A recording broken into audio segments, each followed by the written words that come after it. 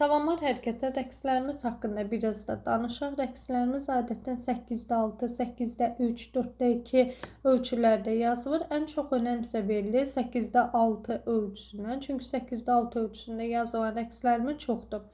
4-də 2 ölçüsündə hansı rəqslərimizdir? Məsələn, göstərir ləzginkadır, cəngidir, yallıdır. Məsəl üçün, bunlar 4-də 2 xanə ölçüsündə yazılır. Marş 4-də 2, bəzən isə 4-də 4 xanə ölçüsündə yazılır.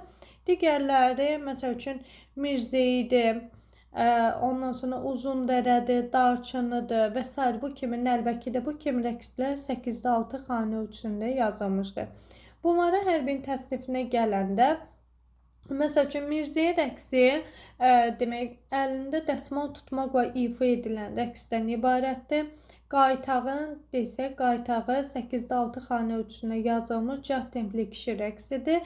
Daha çox bunu kişilər ifa edir.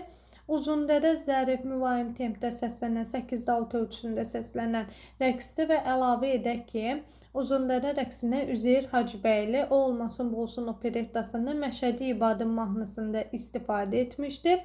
Və Məşədi İbadın mahnısında istifadə edərkən əsas burada eyni olan nədir? Eyni olan onların melodiyasıdır. Fərqi isə burada nə idi? Uzundərə rəqsində simfonik xalq çağı alətləri müşayiət edir. Azərbaycan xalq çağı alətləri Uzundərə rəqsi müşayiət edir və rəqs etmək üçündür. Ancaq ki, demək, Uzundərə mahnısını, rəqsini istifadə edək yazılan Məşədi İbadın mahnısında simfonik orkestr müşayiət edib, vokal ifaçı oxuyur, yəni oxuyanda vokal ifaçı oxuyur və bu rəqs, daha doğrusu mahnı oxunmaq üçündür.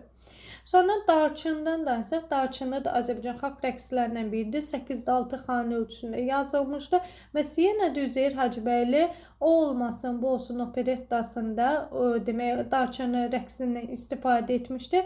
Rüstəm bəylə Məşədi İbadın duetində məhz bu rəqsdən istifadə edərək gözəl bir demək, duet yaratmışdır.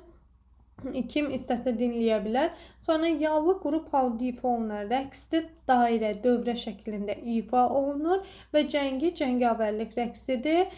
Belə deyib, bunu da ən çox demək, kişilər ifa edir, oynayırlar. Ceyranbaba rəqsi var, mülayim rəqsdir. Sanki ceyranın hərəkətlərini təsvir edir. Rəqslər haqqında, bu da bir şey də deyim, rəqslər haqqında məlumatlar əsasən Bilqamız və Dədə Qorqud dastanlarında söylənilmişdir.